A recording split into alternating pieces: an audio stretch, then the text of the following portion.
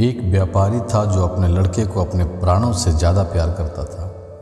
वो लड़का उसकी आंखों का तारा था। वह अपने लड़के को देखकर ही जीता था।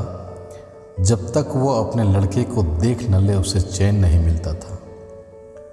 वो लड़का ही उसकी खुशियों का कारण था। एक दिन दुर्भाग्य से लड़का अचानक बीमार हो गया। काफ़ी इलाज कराया पर लड़के की हालत दिन पर दिन बिगड़ती जा रही थी। और एक दिन वो लड़का अपने पिता की खुशियों को उजाड़ कर इस दुनिया से चला गया। वो व्यापारी इस सदमे को सह न सका और पागल सा हो गया। एक दिन वो घूमते हुए श्रावस्ती नामक स्थान पर पहुंचा। उस समय श्रावस्ती के जेतवन में भगवान गौतम बुद्ध रहते थे। वो दुखी व्यापारी भी भगवान बुद्ध के दर्शन करने हेतु पहुंचा। बुद्ध को प्रणाम कर वो एक कोने में बैठ गया। गौतम बुद्ध ने उसकी ओर देखा और बोले, तेरी इंद्रियां कुछ चंचल मालूम पड़ती है, तू बहुत दुखी है। वो व्यक्ति बोला, महाराज, मेरा प्यारा इकलौता बेटा मेरे सुख का कारण मेरी इस सुख की दुनिया को उजाड़ कर इस दुनिया से चला गया। उसके दुख में मैं अपनी सुध बुध खो बैठा हूँ और यहाँ वहाँ घूमता रहता हूँ। भगवान बुद्ध ने कहा, इस संसार में दुख, शोक और सभी प्रकार की विपत्तियाँ आपकी अपनी प्यारी वस्तुओं के द्वारा पैदा होती है। जब उस व्यक्ति ने भगवान बुद्ध की बातों को सुना तो वो चकित होकर बोला, क्यों महाराज, भला कोई प्रिय वस्तु भी दुख का कारण हो सकती है?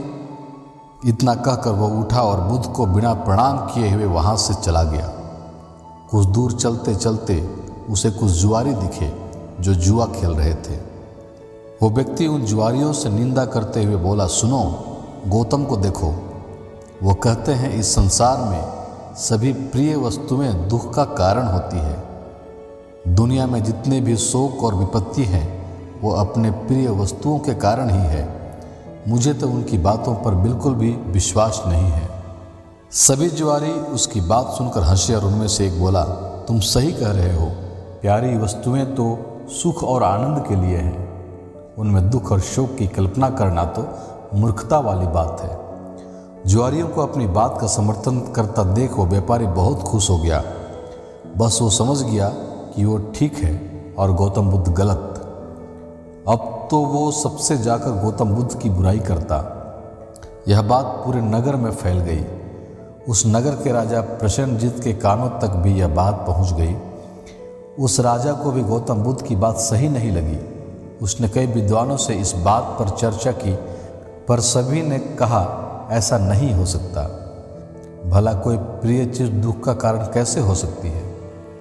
जब यह बात रानी ने सुनी तो उसने राजा से कहा, महाराज, यदि गौतम बुद्ध ने यह बात कही है तो निश्चित ही यह सही होगी। रानी की बात सुनकर राजा क्रोधित स्वर में बोले, गौतम जो भी कहता है तू बस उसकी बात का गुणगान ही किया कर। यह सब तेरा भ्रम है।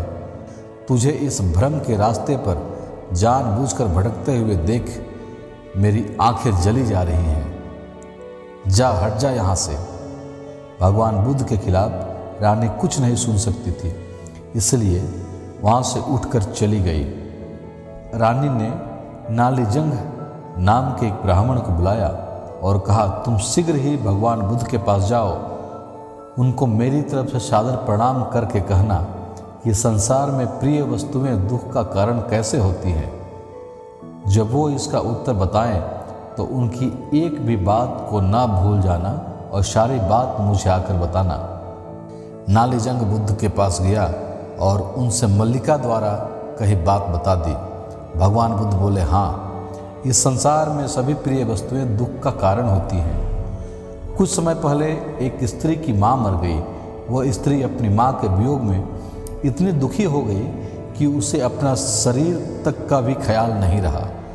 वो फूलों से, पेड़ों से, आते जाते राहगीरों से यह पूछती कि क्या तुमने मेरी माँ को देखा है? ऐसा इसलिए हुआ क्योंकि वो स्त्री अपनी माँ से बेहद प्यार करती थी। बुद्ध आगे बोले, इसी तरह यह स्त्री अपने मायके गई।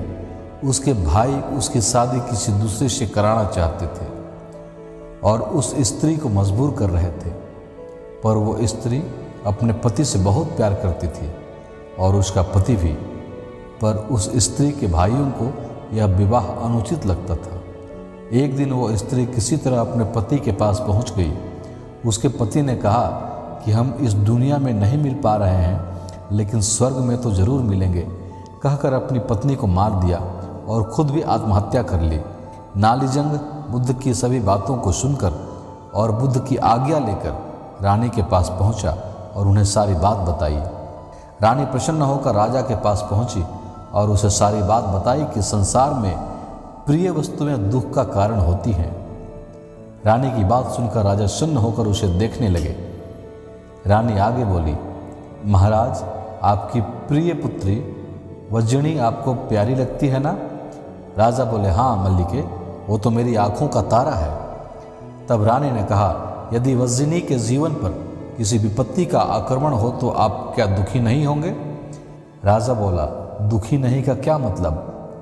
मैं तो इसे अपने जीवन पर आक्रमण समझूंगा।